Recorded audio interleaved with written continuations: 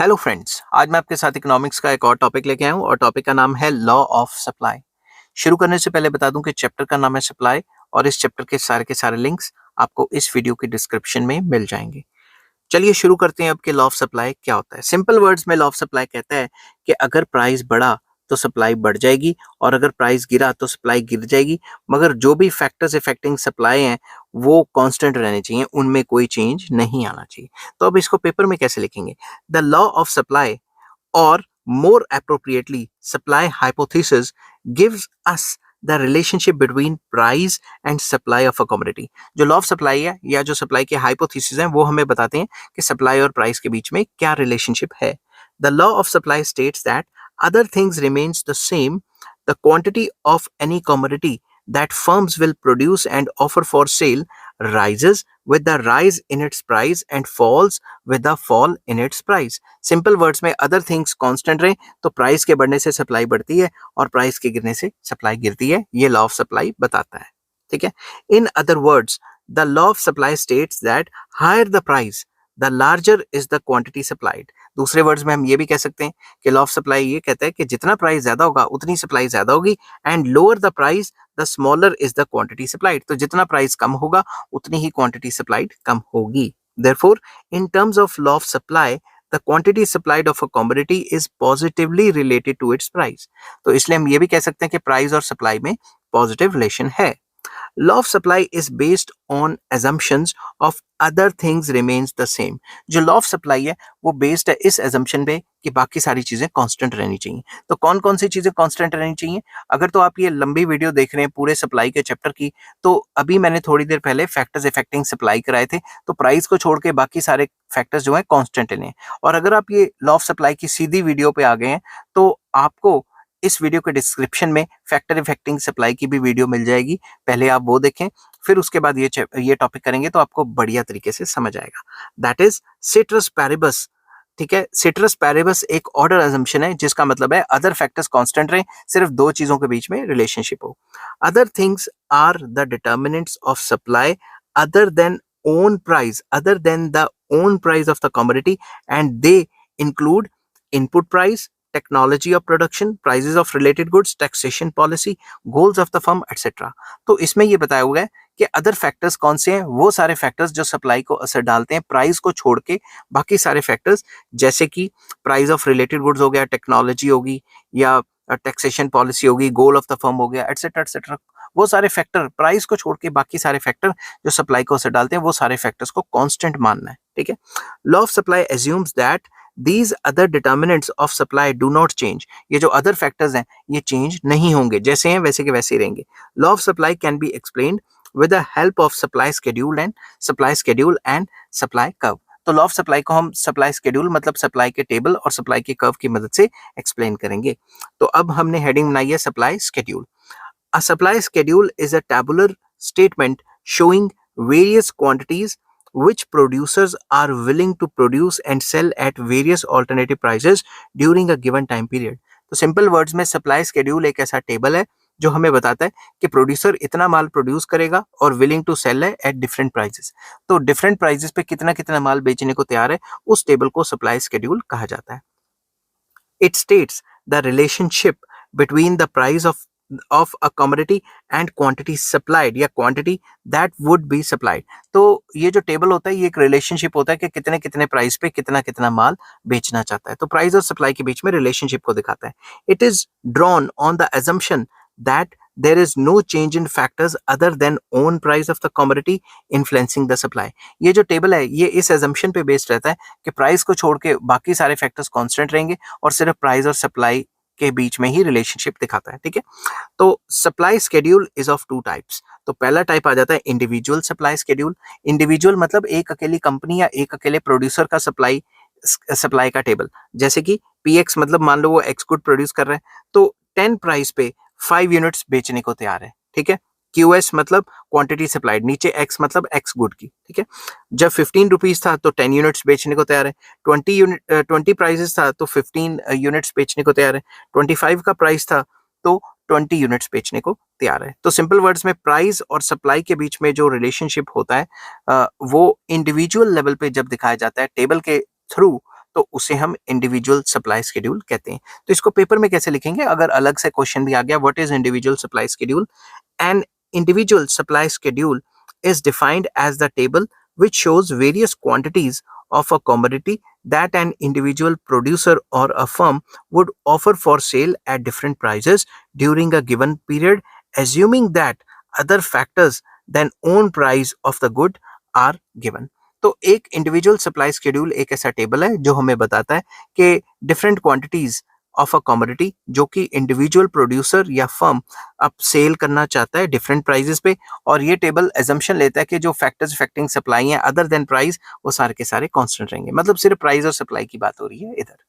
तो इसके बाद आ जाता है मार्केट सप्लाई शेड्यूल। तो मार्केट सप्लाई शेड्यूल का मतलब है मार्केट में जितनी भी कंपनियां हैं, मैंने यहाँ दो कंपनीज की एग्जांपल ली है, फर्म ए फर्म बी, उनकी सप्लाई कितनी रहेगी, समझ की बात। तो जैसे प्राइस है 10 प्राइस पे ए फर्म की क्वांटिटी सप्लाइड थी 5, बी फर्म की क्वांटिटी सप्लाइड थी 4, तो टोटल सप्लाई कितनी होगी 4 + 5 9। तो ये मार्केट सप्लाई होगी कि जितनी भी फर्म्स माल बना रही हैं मार्केट में वो एक पर्टिकुलर प्राइस पे टोटल करके कितना माल बेचना चाहती हैं, ठीक है। तो market supply schedule of a good is the table which shows various quantities of the good that all the firms are willing to supply at each market price during a specified period of time, assuming that factors other than own price are on price of a good are given या constant। तो 15 rupees पे ए इतना supply करना चाहता है, B इतना supply करना चाहता है, तो टोटल मार्केट सप्लाई इतनी होगी ना। तो ये मैंने दो फर्म्स की बात की है, आप दो से ज्यादा फर्म्स भी इसमें ऐड कर सकते हैं, समझ गए बात। अब supply schedule is a tabular presentation of law of supply. तो लॉ ऑफ सप्लाई क्या कह रहा है, जैसे जैसे प्राइस बढ़ रहा है वैसे वैसे सप्लाई बढ़ रही है, यहाँ पे भी जैसे जैसे प्राइस बढ़ रहा है वैसे वैसे सप्लाई बढ़ रही है। तो लॉ ऑफ सप्लाई को हम टेबुलर प्रेजेंटेशन में भी हम दिखा सकते हैं, टेबल के थ्रू भी दिखा सकते हैं, ठीक है। अब मैं कर्व की बात करूंगा, सप्लाई कर्व, ये अलग से 1 नंबर का भी आ सकता है, what is supply curve? A supply curve is a diagrammatic और graphic presentation of the law of supply. तो बेसिकली जो सप्लाई कर्व है वो डायग्रामेटिक या फिर ग्राफिक प्रेजेंटेशन है लॉ ऑफ सप्लाई की, कि प्राइस और सप्लाई के बीच में रिलेशन दिखाती है, ठीक है। It conveys the same information as the supply schedule does. जो सप्लाई शेड्यूल जो पीछे जो मैंने अभी करवाया टेबल, वही सेम इंफॉर्मेशन बताती है मगर ग्राफिक फॉर्म में बताती है, ठीक है। But it gives this information graphically and not in the form of numerical figures. Number की फॉर्म में नहीं बताती, ग्राफ की फॉर्म में बताती है।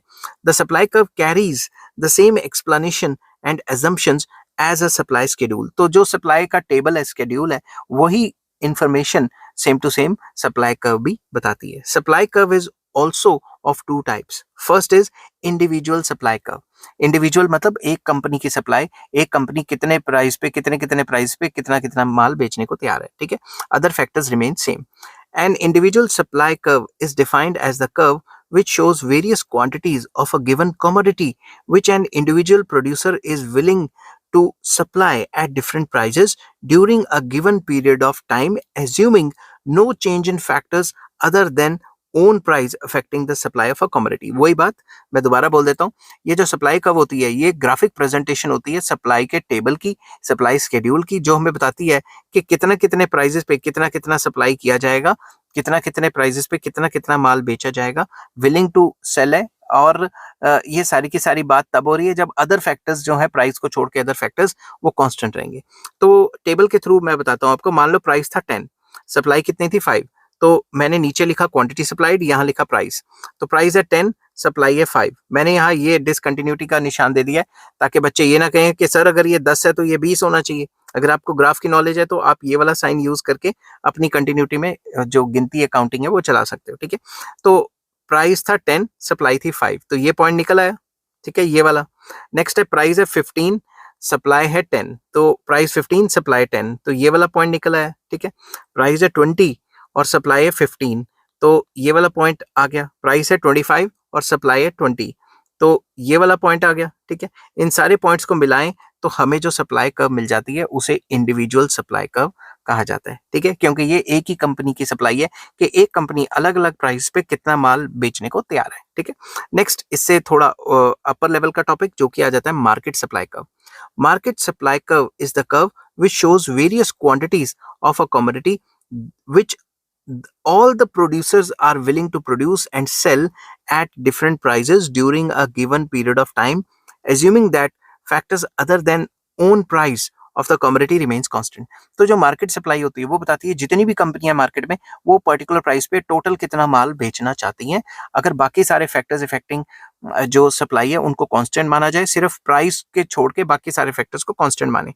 मैंने डिटेल में बताया हुआ है। मान लो दो कंपनियां हैं, तो ए एंड बी, तो अगर 10 रुपए प्राइस था तो ए जो कंपनी है वो 5 बेचना चाहती है, 10 रुपए पे 5 बेचना चाहती है, और 15 रुपए पे कितना सामान बेचना चाहती है, 15 रुपीज पे 10 यूनिट्स, 20 रुपीज पे कितना बेचना चाहती है, 15 यूनिट्स, 25 रुपीज पे कितना बेचना चाहती है, 20 यूनिट्स। तो ये जो ए कंपनी है ये तो उसका डायग्राम हो गया, तो ये तो इंडिविजुअल सप्लाई कर्व हमने बनाई, तो सप्लाई ऑफ ए बनाई। अब बी के हिसाब से देखें तो मैं इसको रब कर देता हूँ, ठीक है, ताकि आपको आसानी हो। जब प्राइस 10 था तो सप्लाई कितनी थी, 4, तो 5 से हल्की सी कम है। जब सप्लाई 15 होगी तो कितनी होगी, 8। जब सप्लाई 20 होगी तो ये कितनी होगी, 20 के सामने 12। जब प्राइस 25 होगी तो सप्लाई कितनी होगी, 16। समझ की बात। इससे जो एक कर्व बनी है उसको सप्लाई ऑफ बी कहेंगे, वो बी कंपनी की सप्लाई है, मतलब के इंडिविजुअल सप्लाई है। समझ की बात। अब इन दोनों को ऐड करके जो बनेगी वो बनेगी मार्केट सप्लाई। जैसे फर्स्ट की होगी 9, 15 रुपीज पे होगी 18, 20 रुपीज पे होगी 27 एंड 25 रुपीज पे होगी 36। अब हम क्या करेंगे, अब हम इन प्राइजेस पे इसको प्लॉट करेंगे तो उसको मार्केट सप्लाई कर्व कहा जाएगा। तो मैं इसको जूम आउट कर लेता हूँ, जूम आउट। अब देखो जब प्राइस था 10, यहाँ पे 10, तो मैंने सप्लाई कितनी की, 9। जब प्राइस था 15, सप्लाई कितनी की, 18। जब प्राइस था 20, सप्लाई कितनी की, 27। जब प्राइस था 25, सप्लाई कितनी की, 36। तो जब हम इन सारे पॉइंट्स को मिलाएंगे, जब इन सारे पॉइंट्स को मिलाएंगे तो उसे हम मार्केट सप्लाई कर्व कहेंगे। तो ये supply of A and B both है, तो इन दोनों को हॉरिजॉन्टली ऐड कर दें तो उसे हम मार्केट सप्लाई कहते हैं। समझ गए बात। अब कंक्लूड करते हैं। The law of supply indicates a positive relationship between the price of a commodity and the quantity supplied। तो लॉ ऑफ सप्लाई बेसिकली ये दिखाता है कि प्राइस और क्वांटिटी सप्लाइड में पॉजिटिव रिलेशन है। It is indicated by a positive sloping supply curve. ये जो स्लोप है ना, इसको पॉजिटिव स्लोप कहते हैं। पॉजिटिव स्लोप मतलब एक चीज के बढ़ने से दूसरी चीज भी बढ़ेगी। समझ के बात। तो positive slope of the supply curve can be explained in terms of the following 3 factors. अब ऐसा होता क्यों है, उसके 3 मेन फैक्टर्स हैं, वो फैक्टर्स डिस्कस करते हैं। First reason is that the level of price determines the amount of profit. पहला रीजन तो ये है कि जो प्राइस होगा ना उसी के हिसाब से प्रॉफिट्स होंगे। जो लेवल ऑफ प्राइस होगा मार्केट में वो प्रॉफिट को डिटरमिन करेगा। तो प्राइस हाई है तो प्रॉफिट ज्यादा होंगे obviously. The higher the price of the commodity larger is the profit that can be earned ceteris paribus। मतलब अदर थिंग्स कांस्टेंट रहे, मतलब कॉस्ट ऑफ प्रोडक्शन कांस्टेंट रहे, अगर मार्केट पे प्राइस बढ़ जाएगा तो प्रॉफिट बढ़ जाएगा। This gives incentives to producers to produce and offer for sale a larger amount of the commodity. अब जितना ज्यादा प्रॉफिट बढ़ेगा प्रोड्यूसर्स को तो इंसेंटिव है ना, वो तो ज्यादा माल बनाएंगे और ज्यादा बेचेंगे। दस the price of the commodity serves as an incentive for the producers to produce it। तो जो प्राइस है वही मेन इंसेंटिव है कि वो ज्यादा माल बनाए। The higher the price, the greater is the incentive for the producer to produce and supply more in the market। Other things remain same। Other factor same रहे तो प्राइसेस के बढ़ने से तो प्रॉफिट बढ़ेंगे, मतलब अगर कॉस्ट ऑफ प्रोडक्शन भी सेम रहे तो प्राइसेस के बढ़ने से प्रॉफिट बढ़ेंगे। प्रॉफिट बढ़ेंगे तो प्रोड्यूसर्स को इंसेंटिव मिलेगा कि वो ज्यादा माल बनाएं। Second explanation law of supply की आ जाती है। The positive slope of the supply curve, positive slope मतलब ये जो अपवर्ड स्लोपिंग है, is also caused by the rise in the marginal cost of production। जब भी मार्जिनल कॉस्ट ऑफ प्रोडक्शन बढ़ती है तो कुछ इकोनॉमिस्ट का मानना है कि सप्लाई भी बढ़ जाती है। कैसे? Marginal cost of production increases with the increase in output because of the law of diminishing returns. तो इन्होंने उसको प्रोडक्शन के साथ जोड़ दिया कि जब भी डिमिनिशिंग रिटर्न्स होंगे तो ज्यादा माल बनाएंगे तो कॉस्टिंग ज्यादा पड़ेगी। समझ की बात। तो इससे क्या होगा, डिमिनिशिंग रिटर्न्स आएंगे। In most of the cases the marginal cost of production increases with increase in the amount of production। ज्यादातर देखा गया है कि जब भी हम प्रोडक्शन को इंक्रीज करते हैं तो मार्जिनल कॉस्ट भी बढ़ जाती है। This implies that the producer would be prepared to produce and supply a larger quantity of commodity only at higher price so as to cover the higher cost of production। तो अगर ऐसा market में देखा गया कि ज्यादा माल बनाने से मार्जिनल कॉस्ट बढ़ती है। तो अगर मार्केट में ज्यादा प्राइस होगा उस चीज का, तभी प्रोड्यूसर जाएगा कि मैं ज्यादा माल बनाऊं। क्योंकि अगर मार्केट में प्राइस हाई नहीं होगा, तो अगर मार्जिनल कॉस्ट बढ़ रही है और प्राइस हाई नहीं है, तो वो उसको नहीं बनाएगा। तो अगर मार्केट में प्राइसेस हाई हैं, तो उसको पता है कि ज्यादा माल बनाने से मार्जिनल कॉस्ट भी बढ़ेगी, तो वो तभी बनाएगा जब मार्केट में प्राइस हाई होंगे। समझ गए बात। तीसरी एक्सप्लेनेशन इसकी है, a rise in price would give incentive not only to existing producers to produce a larger quantity of a commodity, but it would also motivate the other prospective producers to produce this commodity so as to earn higher profits. अब price के बढ़ने से जो existing producers हैं उनको तो फायदा होता ही है, मगर वो प्रोड्यूसर जो सोच रहे थे कि हम ये काम शुरू कर देते हैं, अगर मार्केट में प्राइसेस बढ़ गए तो प्रॉफिट बढ़ जाएगा। प्रॉफिट बढ़ने से वो बंदे जो सोच रहे थे हम ये काम खोल लेंगे, वो भी काम करना शुरू कर देंगे, तो सप्लाई तो बढ़ जाएगी ना। आपने देखा होगा कहीं कहीं पे एक जूस कॉर्नर खुलता है और सारे देखते हैं यार ये तो बहुत प्रॉफिट कमा रहा है, तो सारी की सारी लाइन ही जूस की खुल जाती है। एक केमिस्ट ने दुकान खोली, उसको प्रॉफिट होने लगा, तो सारी की सारी दुकानें ही केमिस्ट की खुल जाती है। देखा होगा आपने ऐसे। For example, a rise in the price of rice would motivate the farmers to produce more of a rice in place of other products like wheat। अगर राइस का प्राइस बढ़ गया तो सारे राइस उगाएंगे। आजकल आपको पता है टमाटर के प्राइसेस बहुत ज्यादा बढ़े हुए थे, तो अब अगली बार सारे के सारे टमाटर लगाएंगे, टमाटर की सप्लाई बढ़ जाएगी और मार्केट में प्राइस क्रैश ना कर जाए। The farmers would withdraw resources from the production of wheat and other products and devote the same to the production of rice. वही कि अगर राइस का प्राइस बढ़ा तो सब कुछ छोड़ के राइस ही उगाना शुरू कर देंगे। Thus at higher prices more firms are willing to enter the market to produce the goods। जब भी मार्केट में प्राइसेस हाई होते हैं तो नई कंपनियां एंटर करने की कोशिश करती हैं ताकि वो भी प्रॉफिट्स कमा सकें। This lead to increase in the quantity supplied of a commodity. इसकी वजह से भी जो सप्लाई बढ़ जाती है at higher prices. I hope ये वीडियो आपको पसंद आई होगी। अगर पसंद आती है तो please like, share and subscribe. इस चैप्टर के सारे लिंक्स आपको इस वीडियो के डिस्क्रिप्शन में मिल जाएंगे। Take care, bye bye.